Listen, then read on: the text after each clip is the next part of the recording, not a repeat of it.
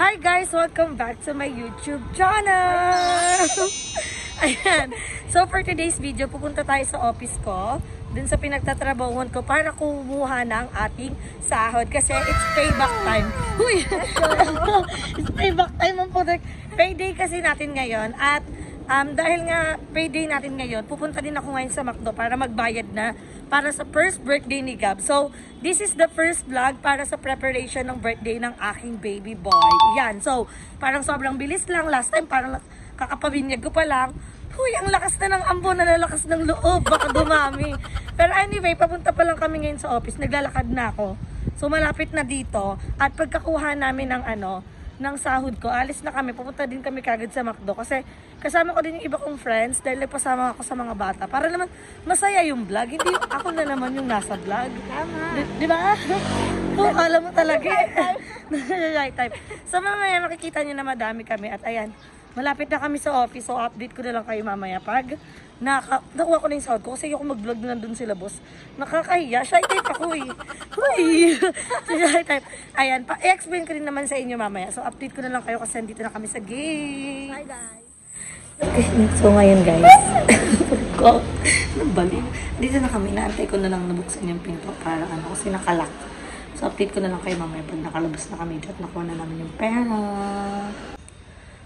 So ayan guys, ilalaban. Uy, go.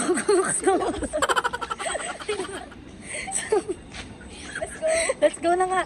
So guys, naulan kasi. Sobrang lakas ng ambon kung makikita nyo. And ayan, finally nakuha na natin ang ating payslip at syempre ang ating sahod. So yun naman yung purpose nun. Kaya ako nagtrabaho kasi nagpre-prepare talaga ako para sa first birthday ng anak ko. So hindi naman bongga yung birthday ni Gab kasi sa McDo lang naman siya gaganapin. At pili lang din yung mga taong invited kasi syempre dapat yung lang talaga sa atin. Pero I'm so happy kasi alam mo yan, pag nakukuha mo na yung payslip mo, yung sahod mo, na parang hala, worth it yung pinagpaguran ko, yung pinagpasok ko, diba? At saka, mapupunta ulit siya sa baby ko kasi yung first sahod ko, napunta yun sa mga needs ni Gab. Yun yung nakita nyo, nag-idea ako sa aking social media na nagbili ako ng mga needs ni Gab. Nag-deserve ko yun. Basta na tayo. Basta yun. So ngayon, after na itong vlog, siguro, may sakit na tayo kasi yung ambon, ay layo po nasasakyan namin kasi wala namang trek dito papunta sa loob ng office. Nilalakad talaga. So, may pang-vlog nga tayo. May sakit naman tayo. May upload nga tayo. Pero okay lang yan. Update ko na lang kayo kasi papunta na kami ng McDo agad-agad. At syempre, secret na yung sahod ko. Hindi ko nasasabihin sa inyo kung magkano yung sinahod ko kasi privacy ko na yun. At privacy naman talaga ang salary. Hindi mo siya pwedeng i-share talaga sa iba. Yung pera, i-share mo. Charot. Share the blessing. So guys, upload ko na lang yun. Update ko na lang kayo pag nasa na kami. Nasa McDo na kami. At marami na kaming makakasama mamaya. Bye ka na. Hi guys. Dito na kami sa McDo at kasama ko yung mga nakasama ko sa cheer dance kasi sila naman yung kasama ko para sa preparation ng birthday ni Gab. At ayan, dito magaganap yung first birthday ni Gab sa McDo La Huerta. So, hindi to invitation para sa lahat Ano lang to, sinasabi ko lang para inform kayo kung saan siya magaganap. At ngayon, pinapahanap ko yung nakausap kong tao para sa pagbabayad yung kailangan kong bayaran para sa reservation kasi siya yung nakausap ko nung nag-inquire kami dito. So, final na, wala na tong atrasan. At yung mismong birthday ni Gab ay March 31. So, March 31 din talaga naman siya i-celebrate. So, tara samahan nyo. Kasi papakita ko rin sa inyo kung gano'ng kalaki yung venue na kukunin namin.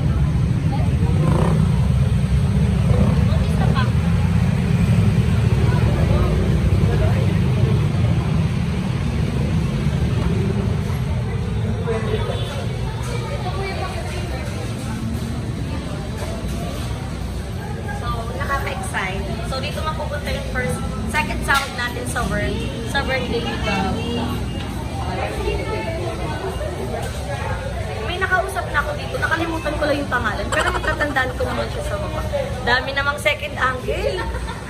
Second angle. Ganun talaga. Okay lang na. Bakit na kami sa venue para makita nyo kung saan yun. Let's go! Let's go! Let's go!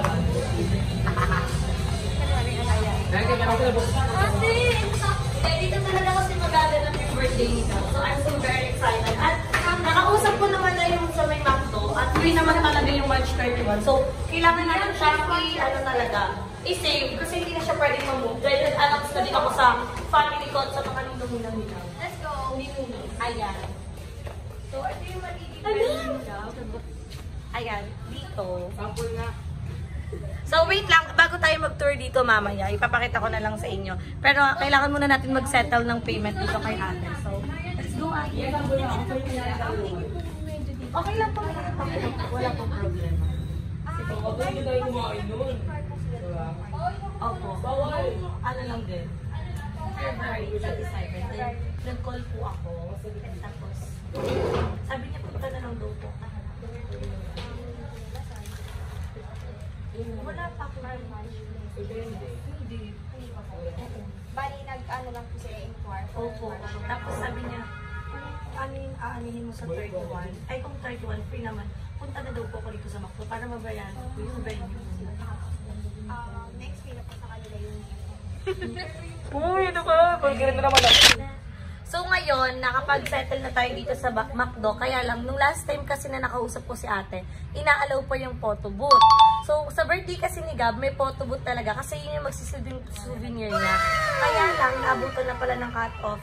Hindi na pala siya pwedeng i-allow. Kahit saan pa akong Macdo pumunta, bawal na talaga yung photo booth. So hindi na ako ng Jollibee kasi yung kapatid ko, yung birthday din ng anak niya is Jollibee. So, ilang araw lang yung pagitan namin. Ang pangit naman kung parehas kaming fast food na Jollibee. So, ako, Macdo talaga.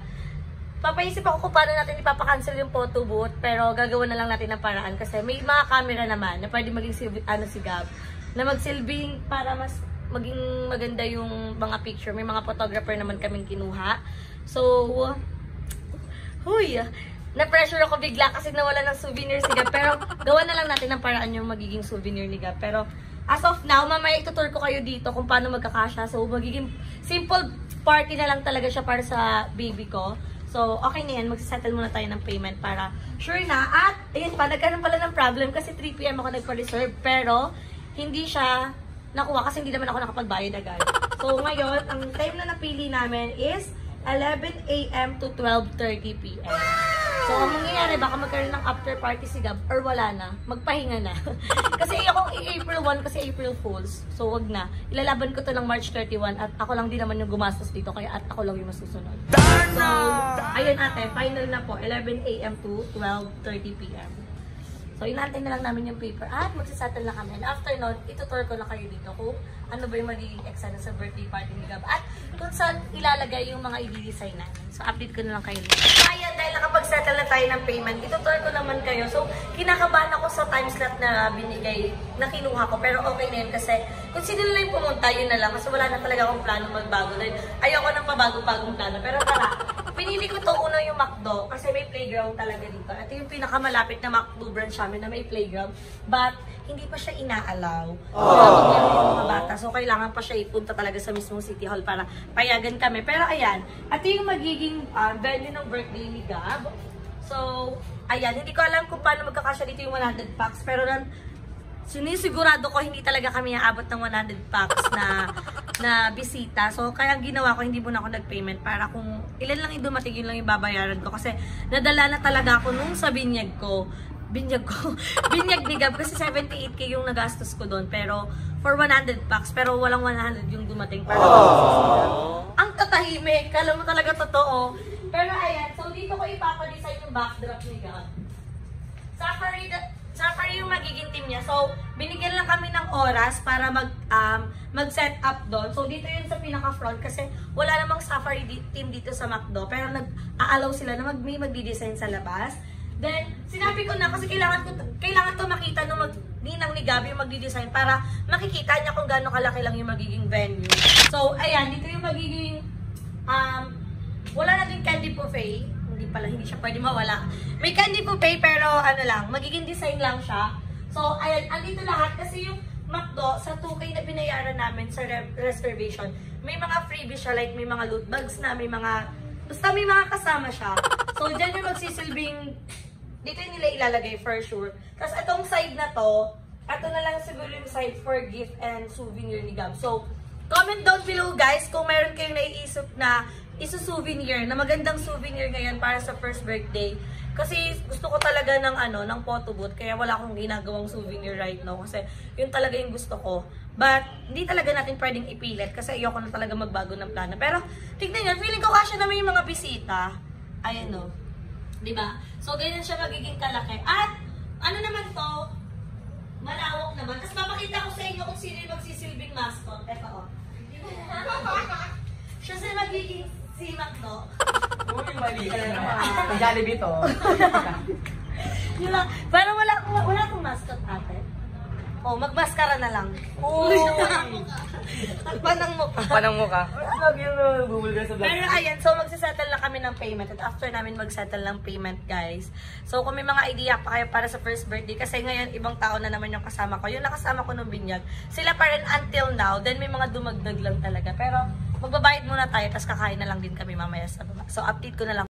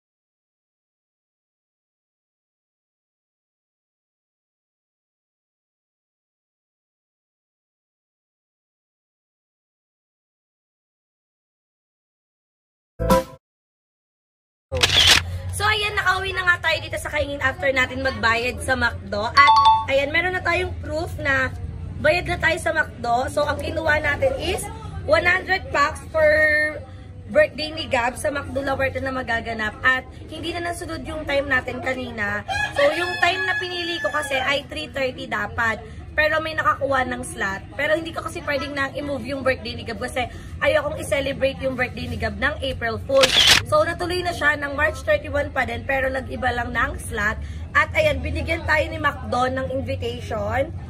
So, at tong invitation na to, magagamit natin siya para sa mga kapitbahay natin na invited. Hindi nyo gagamitin natin ipang-send at gagawa tayo ng GC para maging announcement. Kasi magsasend lang ako ng online invitation sa malalayo kay Gab kasi sobrang hassle naman kung magpapaprint pa ako. Pero ayan, dun napunta yung second sahod natin sa ating pag-work sa birthday ni Gab kasi worth it naman, yun naman yung gagawin ko talaga. So abangan nyo pa yung next preparation ko para dito sa birthday ni Gab na mapapanood nyo rin bukas kasi nag-everyday upload na nga ako. Kaya lang, dapat kagabi pa ito na-upload, kaya lang nagkaroon ng problem kasi hindi matouch yung cellphone ko. Kaya naman, ayan, i-update ko na lang kayo sa next preparation. Kaya naman, dito ko na tinatapos ang aking video. Don't forget to like and share this video and mag-subscribe na kayo sa aking channel, Bebang Rica Mata, sa channel ng BNT Production. So, abangan nyo po yung mga vlog ko dahil mag-everyday upload na tayo. So, see you in my next video guys. Bye!